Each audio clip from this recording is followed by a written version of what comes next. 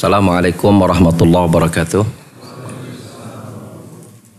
Innal hamdalillah nahmaduhu wa nasta'inuhu wa nastaghfiruh wa na'udzu billahi min syururi anfusina sayyiati a'malina may yahdihillahu fala mudhillalah wa may yudlil fala hadiyalah. Asyhadu an la ilaha illallah wahdahu la syarikalah wa asyhadu anna Muhammadan abduhu wa rasuluhu la nabiyya ba'dah. Qala Allah Ta'ala fi kitabil karim as-sami'il alim minasyaitonir rajim. Ya ayyuhalladzina amanu taqullaha haqqa tuqatih wa la tamutunna illa wa antum muslimun. Ya ayyuhan nasu taqu rabbakumul ladzi khalaqakum min nafsin wahidah wa khalaqa minha zawjaha wa bassa minhuma rijalan katsiran wa nisaa'a wattaqullaha alladzi tasaaluna bihi wal arham innallaha kana 'alaikum raqiba. Ya ayyuhalladzina amanu taqullaha wa qulu qawlan sadida yuslih lakum a'malakum wa yaghfir lakum dhunubakum wa may yuti'illaha wa rasulahu faqad faza fawzan 'azima amma ba'd. Para jamaah sekalian yang datang di Masjid Al-Furqan, baik ikhwan pun akhwat. Tapi alhamdulillah ada materi yang sebenarnya sudah lama ingin saya bahas dan ingin dijadikan materi-materi untuk mengganti Ustadz ketika tidak hadir, yaitu sebuah kitab fikih yang berkaitan dengan doa dan dzikir yang ditulis oleh Syekh Profesor Dr. Abdul Razzaq, ya, Fikih al-Adiyah wal Adhkar. Di dalam awal-awal muqaddimah kitab ini, penulis menjelaskan tentang ahamiyatu dzikir wa fadluhu, pentingnya dzikir dan atau nilai urgensinya berzikir serta keutamaannya. Kata beliau, ghair khafin ala kulli muslimin ahamiyatu dzikr wa 'azimu faidatih id huwa min ajalil maqasidi wa anfa'il a'malil muqarribati ila Allah Ta'ala. Tidak tersembunyi lagi bagi setiap muslim akan nilai urgensinya dzikir serta agungnya faedah dzikir tersebut, di mana dia merupakan semulia-mulia tujuan. Dia merupakan semanfaat-manfaatnya amal dalam bertakarub kepada Allah Subhanahu wa taala. Bahkan Allah Subhanahu wa taala di dalam Al-Qur'anul Karim memerintahkan untuk berzikir di banyak tempat, memotivasinya, memuji orang-orang yang berzikir tersebut dengan sebaik-baik pujian. Di antara perintah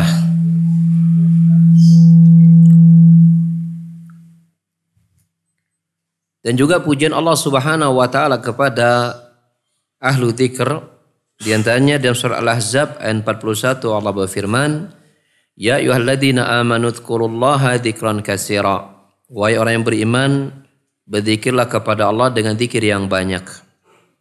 Al-Baqarah 200 Allah juga berfirman, fa idza qadaitum manasikakum fadhkurullaha ka dzikrikum aba'akum aw asyadda dzikra. Jika kalian telah menuntaskan manasik haji kalian, maka berzikirlah kepada Allah seperti kalian mengingat bapak-bapak kalian atau yang lebih besar daripada itu. Ali Imran 191 Allah juga berfirman, alladzina yadhkurunallaha qiyaman wa qu'udan wa 'ala junubihim, dan orang-orang yang berzikir kepada Allah dalam keadaan berdiri, duduk dan berbaring. Al-Ahzab ayat 35 Allah juga berfirman, wadzakirinallaha katsiran wadzakirata 'adallahu lahum maghfiratan ajran 'azima. Pujian Allah kepada orang berzikir yaitu bahwasanya laki-laki yang berzikir, wanita yang berzikir dengan zikir yang banyak, maka Allah Subhanahu wa taala sediakan untuk mereka ampunan dan balasan yang sangat besar. Maka dalam ayat-ayat ini Allah Subhanahu wa taala memerintahkan untuk berzikir dengan zikir yang banyak. Jadi Allah Subhanahu wa taala memerintahkan kepada orang mukmin untuk banyak berzikir. Dengan alasan kata Syekh, wa dzalika li syiddati hajatil abdi ila dzalik wa iftiqarihi ila a'zamal iftiqar wa iftiqarihi ilaihi a'zamal iftiqar wa adam istighnaihi in anhu tarfata ainin. Hal itu disebabkan tidaklah bahwasanya Allah Subhanahu wa taala memerintahkan orang beriman untuk banyak berzikir disebabkan betapa mereka sangat membutuhkan zikir tersebut. Dia merupakan sebesar-besar kebutuhan. Dan orang mukmin tidak akan bisa sedikit pun dan sedetik pun, sekejap mata pun tidak membutuhkan kepada zikir. Fa ayyuhal lahzatin khala fiha al-'abdu an dzikrillah ta'ala kanan alaihi la lahu. Maka waktu kapan saja, saat kapan saja seorang hamba itu hilang darinya kesempatan untuk berzikir kepada Allah Subhanahu wa taala, maka dia akan mendapatkan kerugian. Dia akan mendapatkan kesengsaraan. Wa kana khusranuhu fiha a'dhama mimma rabiha fi ghaflatihi anillah. Dan kerugian dia dalam hal itu, yaitu ketika dia menjauh dari zikir, itu lebih besar daripada keuntungannya tatkala dia lalai dari Allah Subhanahu wa taala. Wa nadima ala dzalika nadaman syadidan inda liqa'illah yaumil qiyamah, bahkan dia akan menyesal dengan penyesalan yang sangat tatkala bertemu dengan Allah pada hari kiamat. Telah tetap dari Nabi sallallahu alaihi wasallam dalam Sunan Abu Dawud, Mustadrak Al-Hakim, dari sahabat Abu Hurairah radhiyallahu anhu, dia berkata, Rasulullah sallallahu alaihi wasallam bersabda, "Ma min qaumin jalasu majlisan wa tafarraqu minhu lam yadhkurullaha fi illa ka'annama tafarraqu an jifati himar wa kana alim hasratan yaumal qiyamah." Tidaklah suatu kaum mereka duduk-duduk dalam satu majelis lalu kemudian berpisah tanpa di dalamnya mereka berzikir kepada Allah Subhanahu wa taala, kecuali seperti ya berpisahnya kumpulan keledai.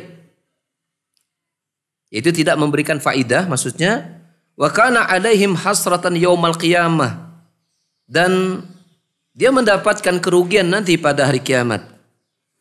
Jadi berkumpulnya manusia dalam satu perkumpulan, dalam satu majelis, dalam duduk-duduk mereka bersama, kemudian di dalam duduk tersebut dia tidak berzikir kepada Allah Subhanahu wa taala, maka itu merupakan sebab dia akan rugi pada hari kiamat.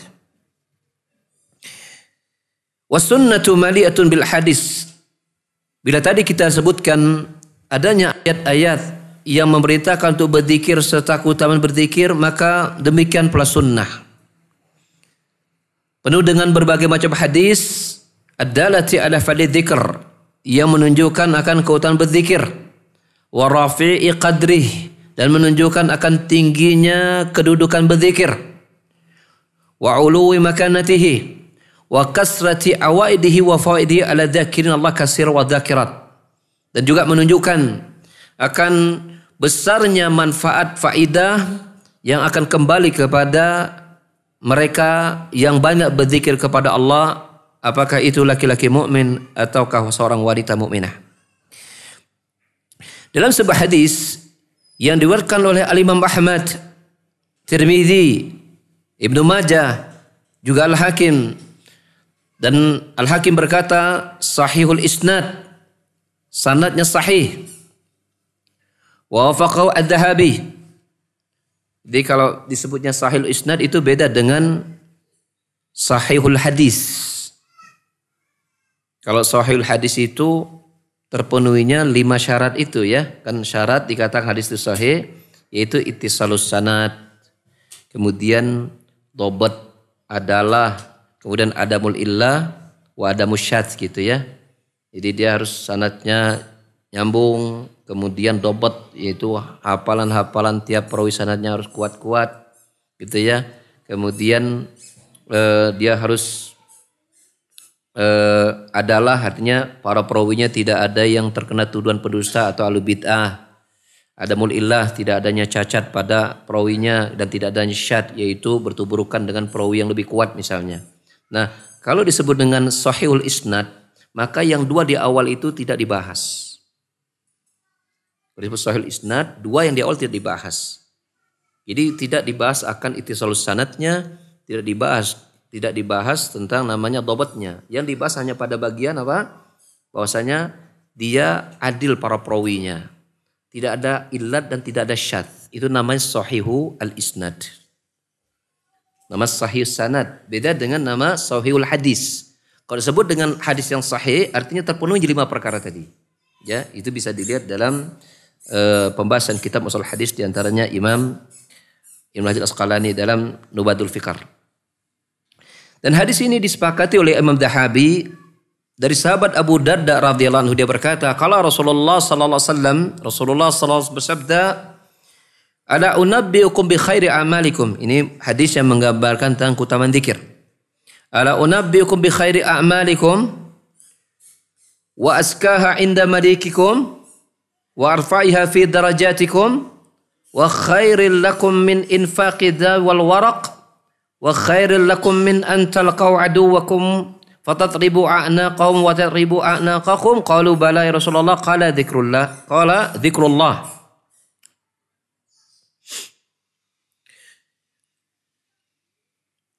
Rasulullah sallallahu alaihi wasallam bersabda, "Maukah aku beritakan kepada kalian sebaik-baik amalan kalian? Amalan itu adalah yang paling suci di sisi Maliknya kalian, yaitu Robnya kalian Allah. Dia adalah amalan yang paling tinggi dalam derajat amalan kalian. Wa khairil lakum, dan dia amalan yang paling terbaik untuk kalian, yang lebih baik daripada menginfakkan emas dan lembaran-lembaran harta.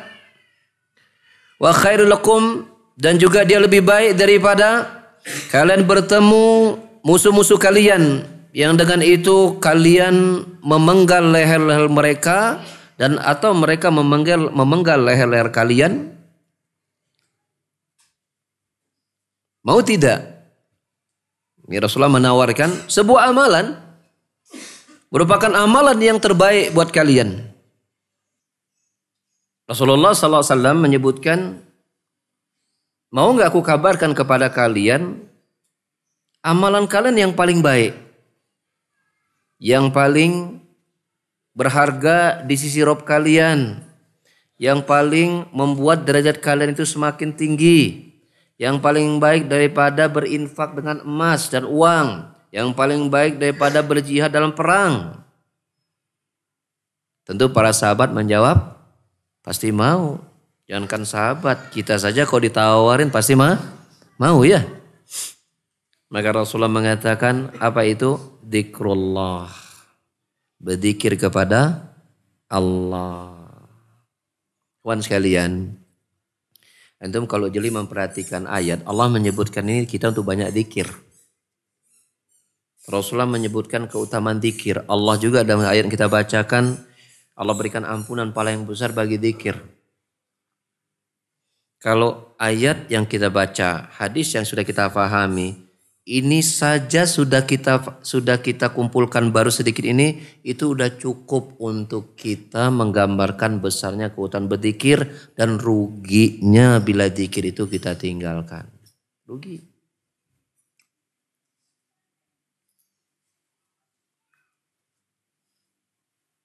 Ada tambahan hadis yang lain yang Rasulullah sallallahu alaihi wasallam ungkapkan yang menggambarkan keutamaan berzikir. Dalam hadis Muslim dalam sahihnya dari sahabat Abu Hurairah radhiyallahu anhu, dari Nabi sallallahu alaihi wasallam beliau bersabda, sabaqal mufarridun. Al-mufarridun itu terdepan kedudukan mereka. Qalu, para sahabat bertanya, wa mal mufarriduna ya Rasulullah? Siapa orang-orang yang terdepan kedudukannya itu ya Rasulullah?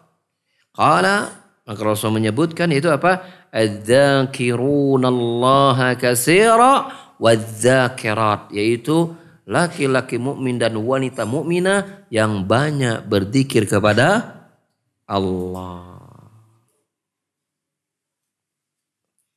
Di fastabiqul khairat, perintah Allah untuk berlomba-lomba dalam kebaikan. Berlomba-lomba setiap momen itu untuk berada di garda terdepan di sisi keutamaannya dan manzil kedudukan insya Allah Subhanahu wa taala, maka itu ada dalam berzikir kepada Allah Subhanahu wa taala. Semakin lisan seorang hamba itu dari pagi, dari bangun tidur, itu bahkan dari salat malamnya sampai tidur kembali, lisannya tak berhenti-berhenti berzikir kepada Allah Subhanahu wa taala, maka merekalah orang-orang yang berada di garda terdepan dari golongan atau dari kumpulan orang-orang yang dimuliakan oleh Allah Subhanahu wa taala.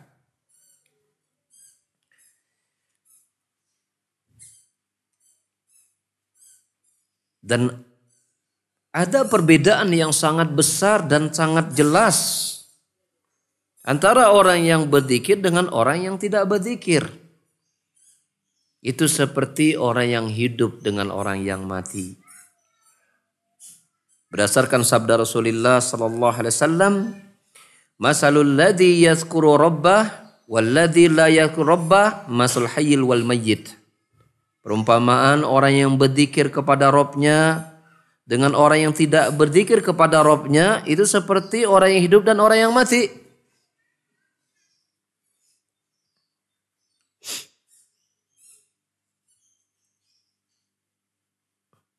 Lisan yang tidak berzikir maka dia seperti tubuh tanpa nyawa. Nanti kita mengatakan dia ada tubuh yang berjalan tetapi tanpa ruh. Hakikatnya di sisi Allah Subhanahu wa taala. Inilah beberapa ayat dan hadis yang menggambarkan tentang keutamaan atau tentang pentingnya mengapa kita berzikir kepada Allah Subhanahu wa taala, karena kita lihat bahwasanya ya Allah memuji, Allah memerintah. Satu, mengapa demikian penting? Karena itu perintah Allah Subhanahu wa taala. Kalau dia ada perintah, maka ini hukumnya wajib.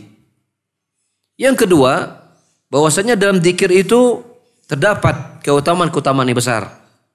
Yang ketiga, karena orang-orang yang meninggalkan zikir itu mendapatkan keburukan-keburukan yang besar. Maka tidak ada pilihan yang lain bagi seorang mukmin kecuali dia harus menjadikan zikir itu sebagai amalan tetap yang harus dia istiqomah selama Allah memberikannya hidup. Di antara faidah lain, ini disebutnya faidah barangkali ya, yang berkenaan dengan zikir. Syekh menyebutkan bahwasanya annahu yatrus syaitana wa yakmahu wa yaksiruh. Zikir itu dapat menjadi sebab dihalaunya syaitan, dilemahkannya langkah-langkah syaitan. Berdasarkan firman Allah Subhanahu wa taala dalam surah Al-A'raf ayat 201, "Wa may ya'shu 'an dzikrir rahmani nuqayyid lahu syaitana wa huwa lahu qarin."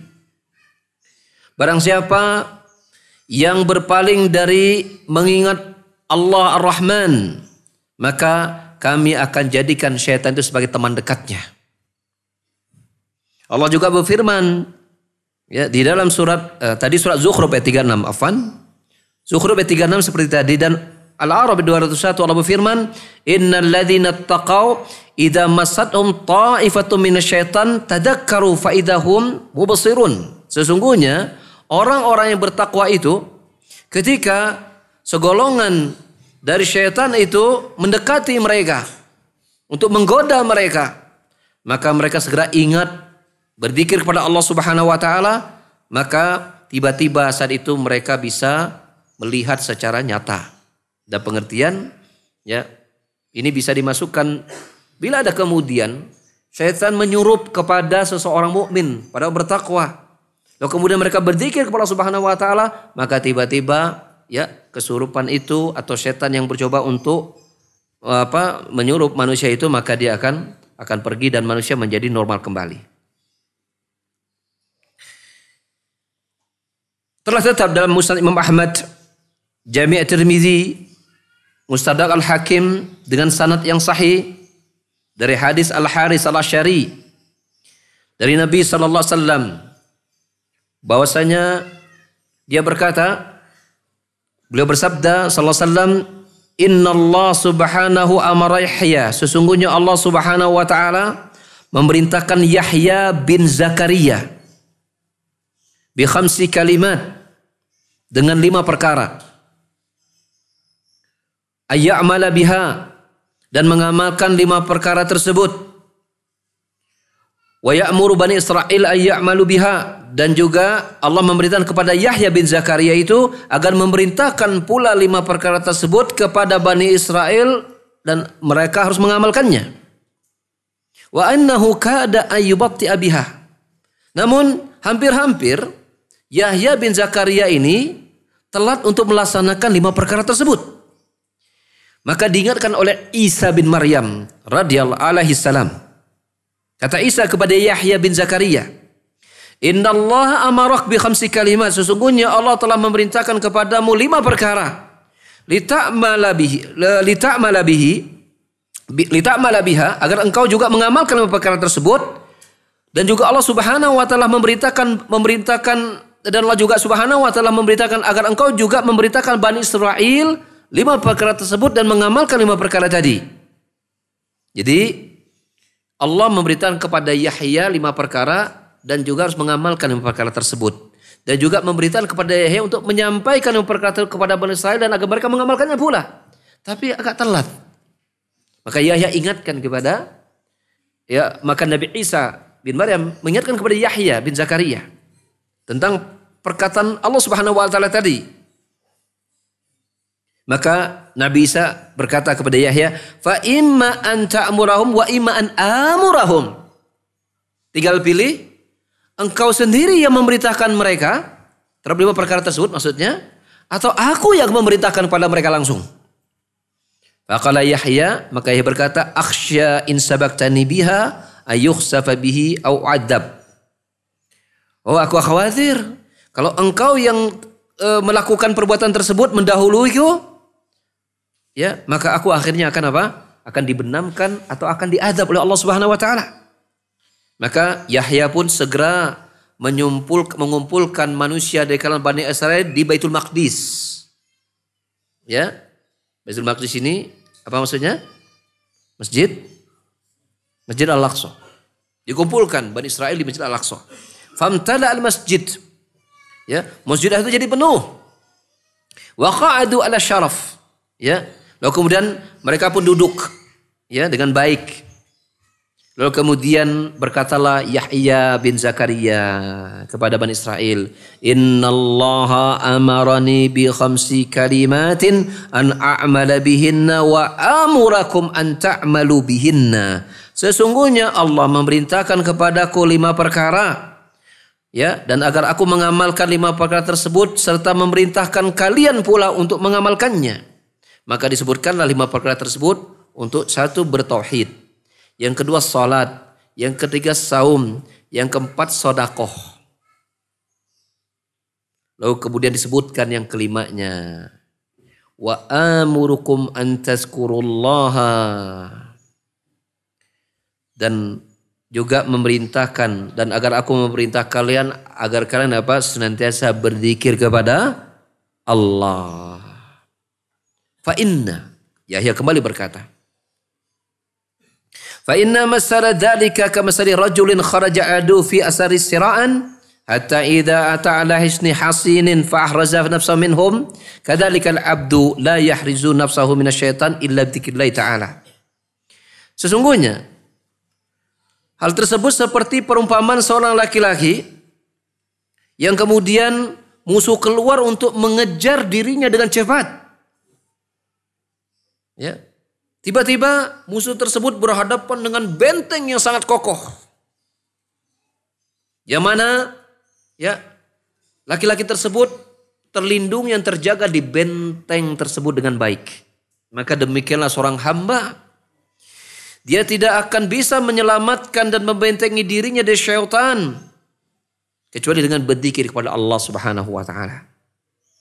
Ya, di sini kita lihat bahwasanya benteng yang terbaik agar kita tidak dikejar-kejar oleh syaitan, agar kita tidak mudah digoda oleh syaitan adalah apa? Membuat benteng itu dengan cara berzikir kepada Allah Subhanahu wa taala. Dan ingat, Allah Subhanahu wa taala menyebutkan perintah itu agar kita banyak berzikir, bukan zikirnya hanya sekali-sekali. Zikir pagi dan petang banyak enggak? Udah banyak. Tapi zikir mah jangan pagi dan petang doang. Siang ngapain? Allah menyebutnya banyak, berarti sebanyak-banyaknya. Ya. Ada seorang sahabat datang kepada Rasulullah sallallahu alaihi wasallam, ya, berkata bahwasanya amalan Islam itu kan banyak ya Rasul. Aku minta engkau tunjukkan satu aja. Ya, yang aku bisa menjamak semua amalan tersebut dan aku bisa istiqomahi amalan tersebut. Maka berkata, la tazalu lisanuka ratban min dzikrillah. Yaitu apa? Jadikan lisanmu itu senantiasa basah untuk senantiasa berzikir kepada Allah. Itu menjamak berbagai macam kebaikan amalan. Ya. Dan zikir selain dapat menjaga seseorang dari tipu daya syaitan serta melemahkan langkah-langkah syaitan, di antara faedah yang lain, dia akan mendatangkan atau menjadikan hati orang yang berzikir itu menjadi senang, tenang dan bahagia. Tumakninah. Dan itu janji Allah Subhanahu wa taala, alladzina amanu wa tatma'inna qulubuhum bi dzikrillah. Ala bi dzikrillah tatma'innul qulub. Orang-orang yang beriman dan hati-hati mereka menjadi tenang dengan berzikir kepada Allah, maka ingatlah, dengan berzikir kepada Allah hati itu pasti tenang. Artinya apa? Dia akan hilang darinya berbagai macam kegoncangan-kegoncangan. Ketika kegoncangan hati menjadi hilang, yang didapati apa? Ketenangan. Kalau hati tenang itu identik dengan senang. Begitu kan? Kalau hati itu lapang, maka itu identik dengan bahagia. Dan Allah telah menyebutkan, dengan berzikir kepada Allah, hati itu akan tentram. Bal inna dzikr, bahkan zikir adalah kehidupan hati secara utuh. Hakikatnya demikian. Dia merupakan makanan bagi hati dan ruh. Ya. Dan kita sudah sebutkan perkataan Rasulullah tadi, perumpamaan seorang mukmin yang berzikir kepada Allah dengan yang tidak berzikir seperti orang yang hidup dan yang mati. Bahkan Syekhul Islam menggambarkan zikir bagi hati itu seperti perumpamaan air dengan ikan. Bagaimana keadaan ikan ketika dia berpisah dari air? Mati. Demikianlah hati dan ruh kita ketika dia tidak berzikir kepada Allah Subhanahu wa taala, dia menjadi hati yang mati. Dalam hadis qudsi Allah berkata, in dzakarani fi nafsihi dzakartu fi nafsi wa in dzakarani fi mala'in dzakartu fi mala'in khair minhun. Ya, jika seorang hambaku tersebut mengingatku dalam kesendiriannya, aku akan mengingatnya dalam kesendirianku. Jika dia mengingatku di kumpulan orang banyak, aku akan mengingatnya di kumpulan yang lebih baik daripada kumpulan tersebut. Ya. Ini hadis sahih, ya, diriwayatkan Imam Bukhari dan juga Imam Muslim. Maka zikir, ya, itu dapat menjadikan seorang hamba tersebut, ya, menjadi hamba yang diberikan ketenangan dan menjadi orang yang selalu diingat oleh Allah Subhanahu wa taala. Dan zikir juga dapat menyelamatkan seseorang, menghilangkan dirinya dari keburukan dan dapat menyelamatkan dirinya dari azab Allah Subhanahu wa taala. Dalam Sahih Bukhari juga Muslim bersabda, "Ma'amila adamiyun amalan qad anjalahu min adzabil dzikrillah ta'ala." Tidak ada amalan, ya, dari anak-anak cucu Nabi Adam, manusia maksudnya, yang mana amalan tersebut dapat lebih menyelamatkan dirinya dari azab Allah, mengalahkan berzikir kepada Allah Subhanahu wa taala. Dan faidah yang lain dari zikir bahwasanya zikir itu dapat melahirkan ya pemberian rezeki yang murah dan mudah dari Allah dan pahala dan keutamaan yang besar yang tidak didapatkan dari amalan-amalan yang selain zikir, bersamaan bahwa zikir itu merupakan amalan yang mudah. Jadi kalau dalam ilmu dagang, teori dagang itu kan adalah apa? Modal sekecil-kecilnya untuk sebesar-besarnya ya. Maka sesungguhnya berdagang akhirat itu lebih hebat lagi. Banyak amalan-amalan yang sangat-sangat mudah tapi memiliki amalan-amalan yang besar, memiliki pahala-pahala yang besar, dan salah satunya adalah apa? Berzikir kepada Allah Subhanahu wa taala. Dia bukan amalan yang susah. Rasulullah sallallahu bersabda, "Man qala," barang siapa yang berkata la ilaha illallah wahdahu la syarika la lahul mulku walahul hamdu wa huwa ala kulli syai'in qadir fi yaumin, diucapkan dalam satu hari itu 100 kali, maka kana lahu adla asyriqab, maka dia seperti membebaskan 10 orang budak hamba sahaya. Wa kutibat lahu mi'atu hasanah, dicatatkan untuknya 100 kebaikan. Wa muhiyat anhu mi'atu sayyi'atin, dihapuskan darinya 100 keburukan. Wa kanat lahu hirzan minasyaitan yaumahu dzalika hatta yumsiya, dan dia akan dijaga dari syaitan pada hari tersebut sampai sore harinya.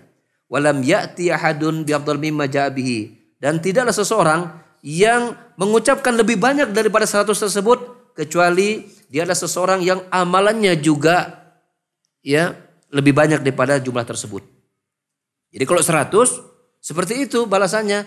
Kalau lebih dari 100 ya lebih lagi Pak ganjarannya. Jadi 100 tersebut bukan merupakan pembatasan. Tapi 100 saja sudah demikian hebat pembalasannya. Barang siapa yang mengucapkan subhanallah bihamdi sebanyak 100 kali. Subhanallah bihamdi, subhanallah bihamdi, subhanallah bihamdi, subhanallah bihamdi. Itu mungkin sekitar 5 menit. Subhanallah bihamdi, subhanallah bihamdi, subhanallah. 3 menit barangkali ya. 100 kali. Cing coba baca subhanallah bihamdi 100 kali. Berapa menit coba? Subhanallah bihamdi, subhanallah bihamdi, subhanallah bihamdi, subhanallah bihamdi, subhanallah bihamdi, subhanallah bihamdi, subhanallah bihamdi, subhanallah bihamdi, subhanallah bihamdi. Subhanallah bihamdi, subhanallah bihamdi, subhanallah bihamdi, subhanallah bihamdi,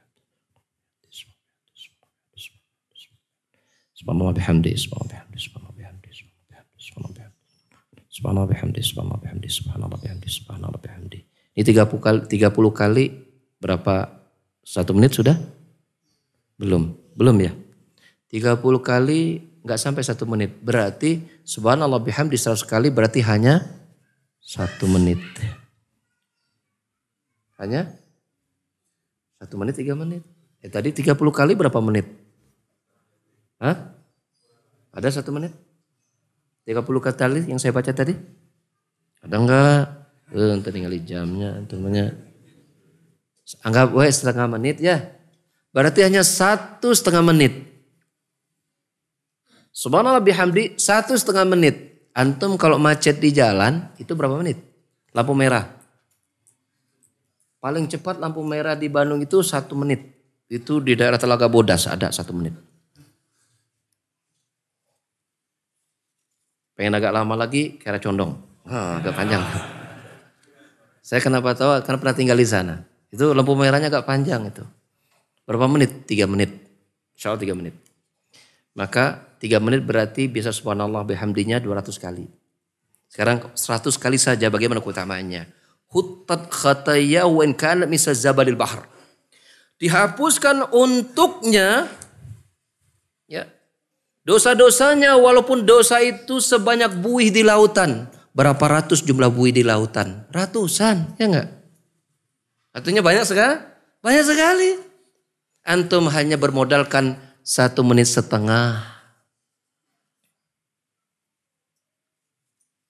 Tapi kita ya wujud kita jadi beda kalau ketemu macet. Apa Cing coba? Wujud kita menggerutu rata-rata. Macet nih Bandung. Ya enggak?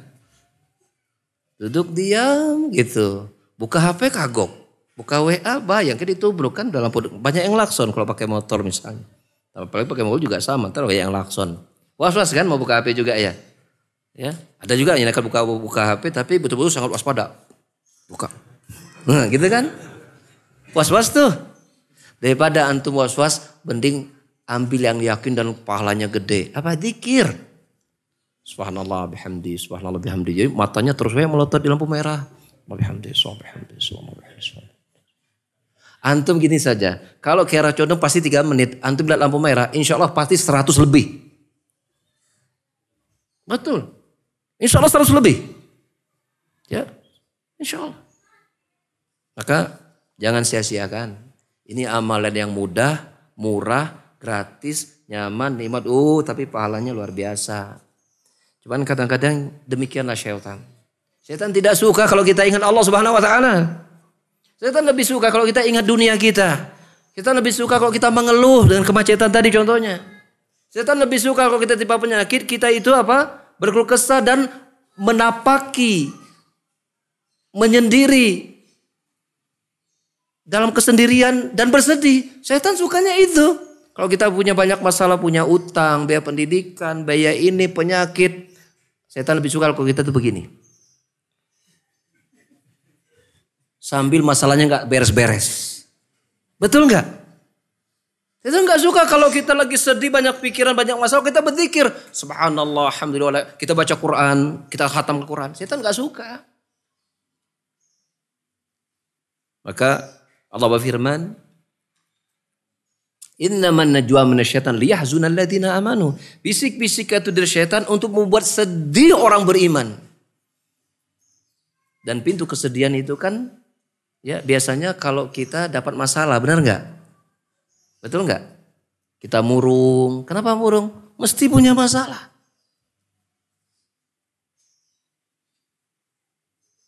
Dan dibuat murungnya itu berkepanjangan. Nunggu angkot, ya pegang HP, diem, tidur nggak nyenyak, ada banyak nyamuk, ongkoh, gitu ya. Makan nggak lahap, dalau kena sangu doang, ya, ongkoh, banyak.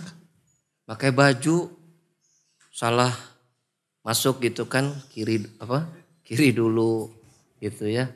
Buka baju di rumah lupa buka yang lain misalnya kalau istirahat misalnya dan ganti pakaian. Saking banyaknya pikiran. Dan maka syaitan gak suka kalau kita itu ingat Allah Subhanahu wa taala. Maka cobalah diganti.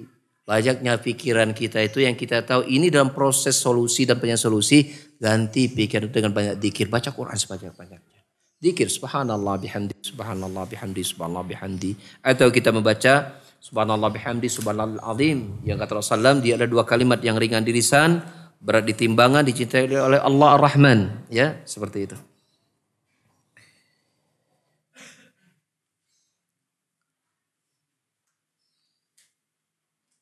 Satu lagi yang ingin saya bacakan tentang faidah dzikir. Dan ini masih banyak ya. Insya Allah mungkin kita lanjutkan pada waktu datang. Bahwasanya dzikir itu dia dapat investasi berupa tanaman di surga.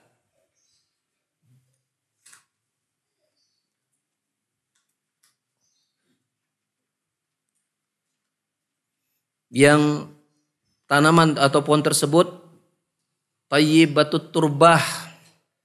Tanahnya itu tanah yang gembur. Ya. Adbatul ma, yang airnya itu air yang manis, ya. Dan ternyata pohon itu ada berzikir kepada Allah Subhanahu wa taala.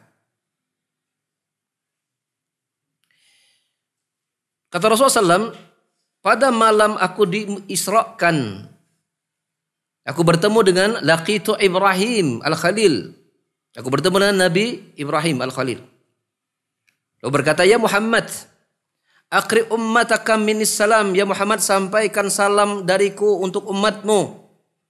Wa akhbirhum, dan sampaikan kepada mereka bahwa jannah surga itu thayyibatut turbah. Dia adalah tanah yang baik, adbatul ma, ya airnya manis. Ya. Dan bahwasanya pohonnya itu adalah berupa subhanallah, alhamdulillah, wa la ilaha illallah, wallahu akbar. Maka ucapan kita ya, itu adalah ucapan yang merupakan pohon-pohon surga. Maka oleh karena itu ya kita kan tahu ya, ucapan penghuni surga itu kan berzikir kepada Allah Subhanahu wa taala. Maka sebelum kita resmi menjadi penghuni tetapnya di sana, latihan dulu di dunia. Benar enggak? Latihan dulu, pemanasan dulu di dunia. Maka lisannya sudah berzikir kepada Allah Subhanahu wa taala, dia sholat tubuh yang sedang berada di surga kan? Karena kan yang membedakan kita surga dengan dunia kan tubuh kita, betul enggak? Posisinya di alam dunia dan alam akhirat. Tapi kalau bacanya kan sama tuh. Orang di surga itu bacanya senantiasa berzikir sama Allah Subhanahu wa taala. Maka orang yang senantiasa berzikir di dunia ini, dia adalah hanya beda tipis dengan penghuni surga. Apa? Badannya, ruhnya sekarang alam dunia, tapi ucapannya sama. Lumayan kan? Subhanakallahumma wa bihamdika asyhadu an la ilaha illa anta astaghfiruka wa atubu ilaik. Assalamualaikum warahmatullahi wabarakatuh.